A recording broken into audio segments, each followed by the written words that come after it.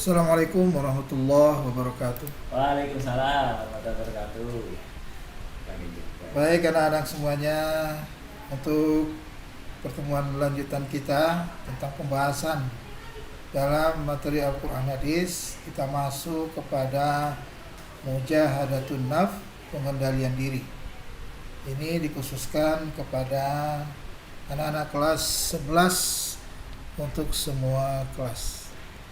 Baik, kita lanjutkan saja materi ini agar cepat kita bisa memahami apa itu tentang mujahadatun nafs.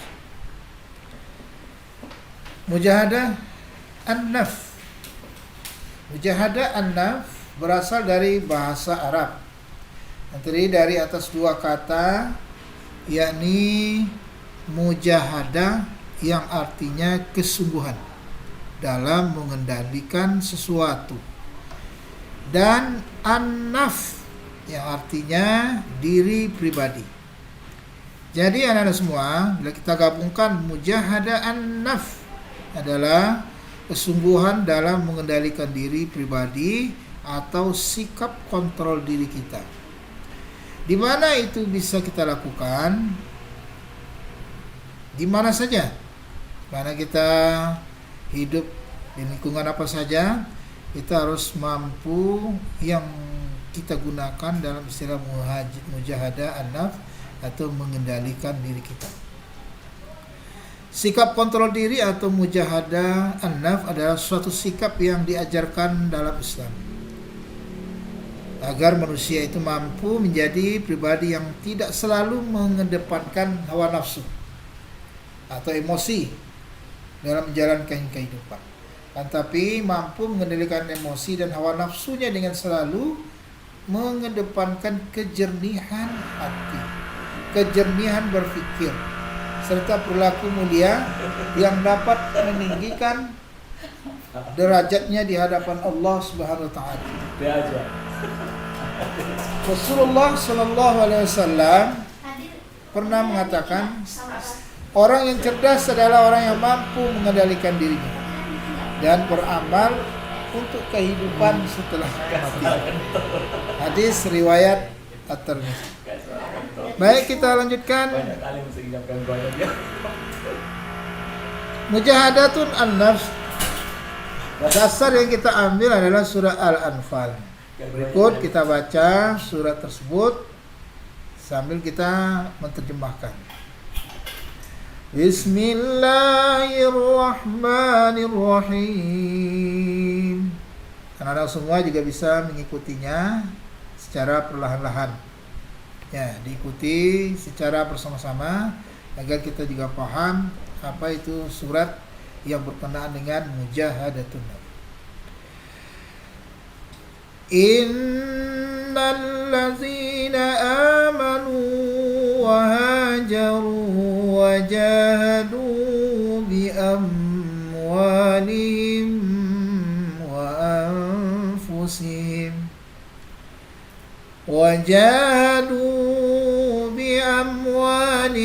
wa anfusihim fi sabilillah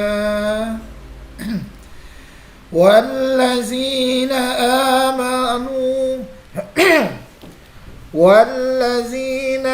آووا ونصروا أولئك بعضهم أولياء بعض والذين آمنوا ولم يهاجروا ما لكم من ولايتهم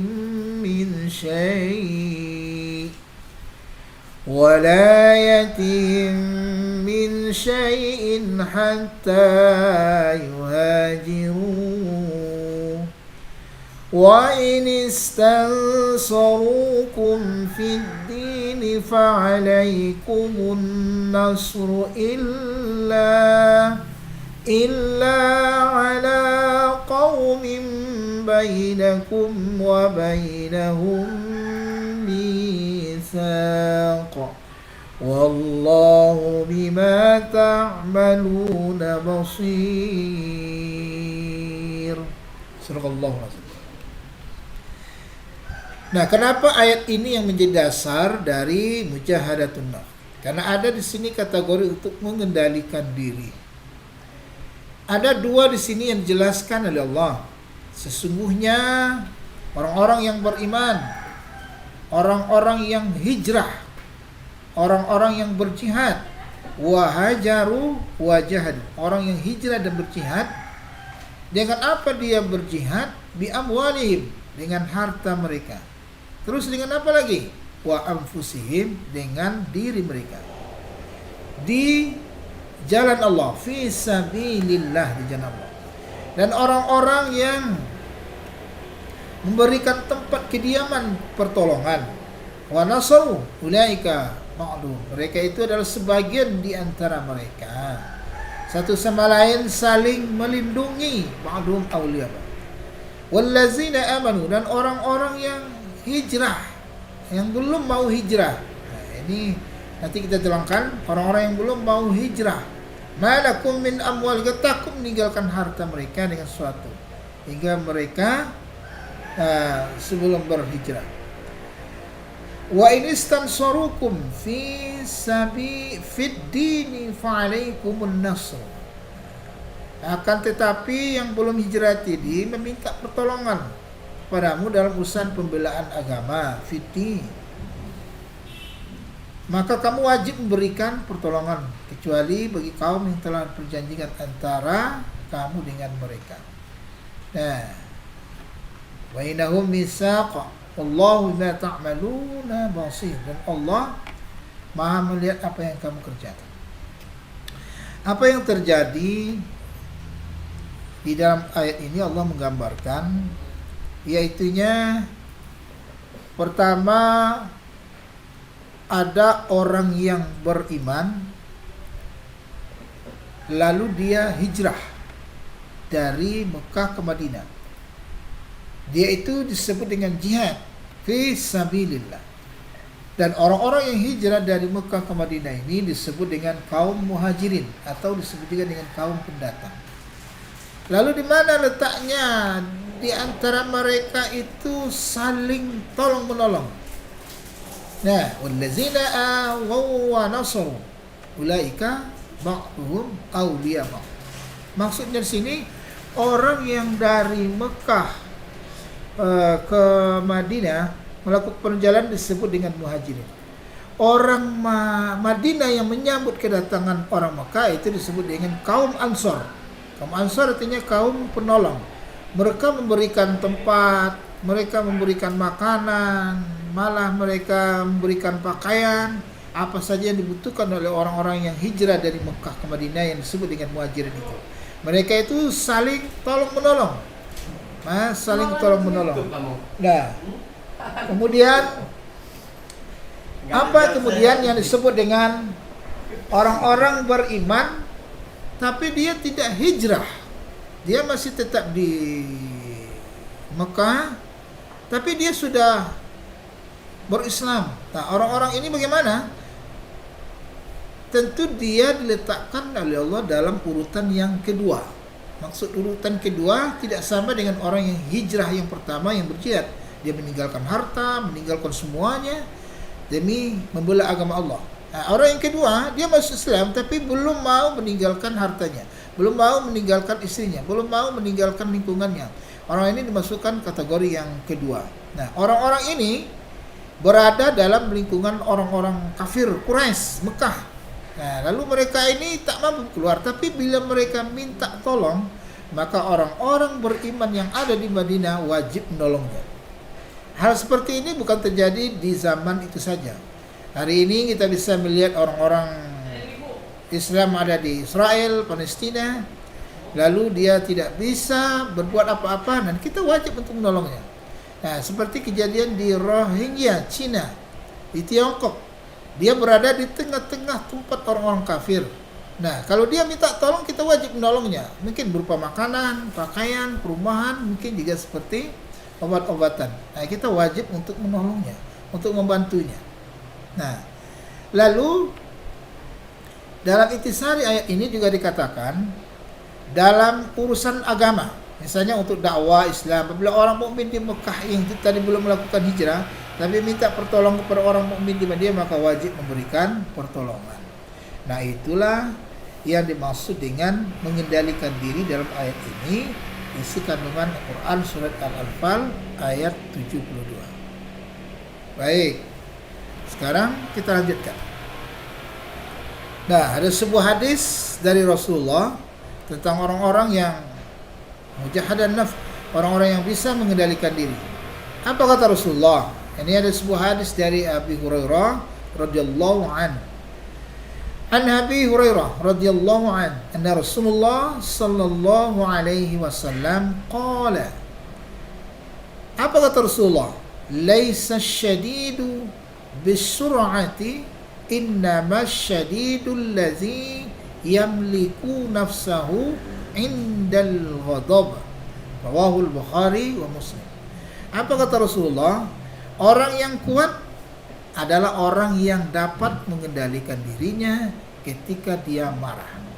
Ini juga termasuk dalam kategori mujahadatun nafs, mengendalikan diri. Mengendalikan diri maksudnya itu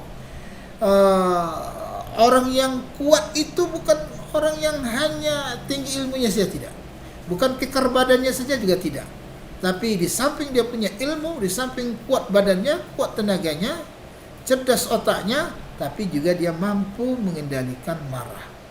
Nah, tapi kalau dia punya ilmu, lalu dia punya kekuatan badan, tapi tak mampu mengendalikan diri, selalu marah, tak mampu mengendalikan kemarahan, itu kata Rasulullah bukanlah termasuk orang yang kuat.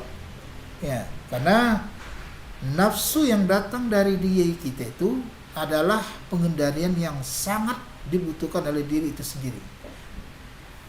Ketika Rasulullah SAW pulang dari perang Badar, lalu Rasulullah mengatakan, kita telah selesai berperang, namun ada perang yang lebih kuat lagi, kata Rasulullah. Apa itu? Berpuasa.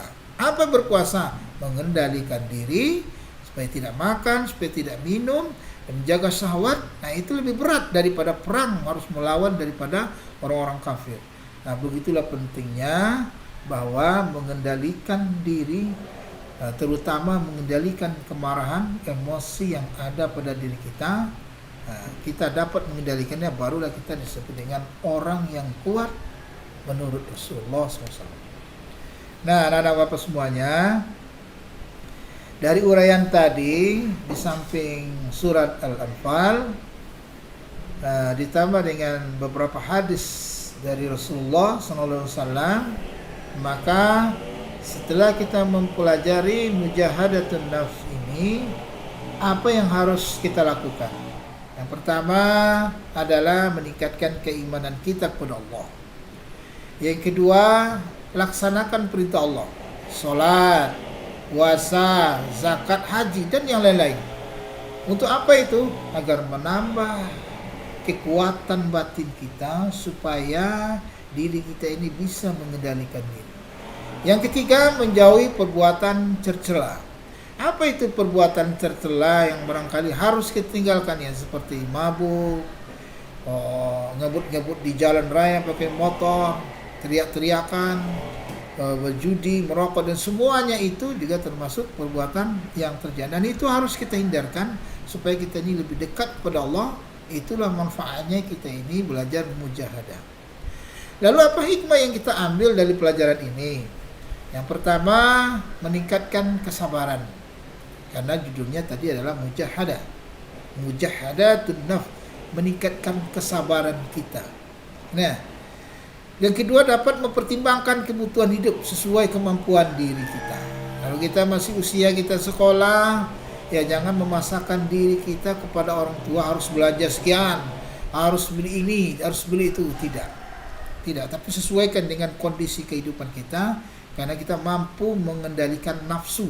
Ya, kalau nafsu semuanya bisa bikin HP begitu, beli ini, beli itu, tidak. Orang yang mampu mengendalikan dirinya, dia bisa mempertimbangkan mana kebutuhan yang penting, mana yang tidak penting. Nah, yang keempat, meningkatkan rasa syukur pada Allah. Karena kita masih diberi kesehatan, diberi kekuatan iman dan Islam, dan semuanya itu Ya, kita diberi rezeki oleh Allah, kita beri hari ini kekuatan tubuh yang bagus, maka itu kita syukuri pada Allah. Nah, kita kendalikan itu semuanya. Nah, mempererat tali silaturahmi. Jangan memutuskan silaturahmi.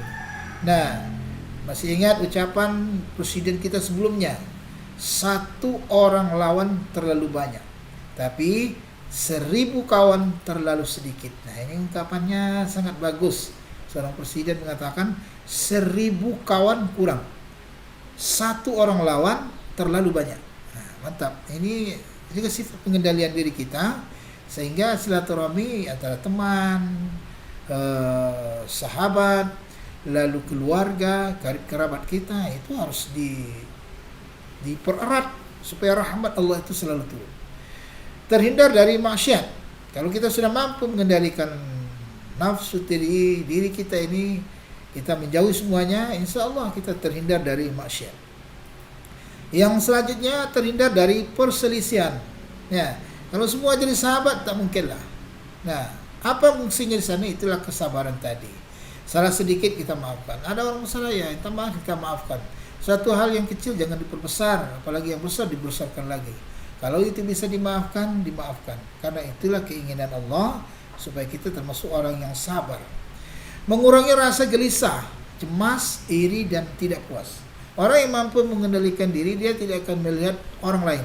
Dia tidak akan melihat tetangga, masyarakatnya yang lebih dari dia. Sehingga tidak ada perasaan iri, tak ada perasaan cemas dan gelisah pada dirinya, karena dia mampu mengontrol dirinya. Dan semua apa yang diberikan Allah kepada dia, dia akan bersifat qanaah, menerima apa yang telah diberikan oleh Allah kepadanya dengan keikhlasan. Dan yang ke-8, meningkatkan keimanan kepada Allah. Semakin mampu kita mengendalikan diri, semakin kuatlah keimanan kita. Nah, anak-anak Bapak semuanya, itulah barangkali pelajaran kita, materi kita untuk pertemuan yang kali ini. Mujahadah, semoga kita semuanya bisa memahami, bukan dalam artian kata sekedar memahami, tapi juga mengaplikasikan dalam kehidupan kita tentang mujahadah an-nafs, yaitunya mampu mengendalikan diri. Demikian, terima kasih. Semoga semuanya lancar, diberi kemudahan dalam memahami materi ini. Insyaallah. Barakallah. Billahi taufiq hidayah. Assalamualaikum warahmatullahi wabarakatuh. Alhamdulillah.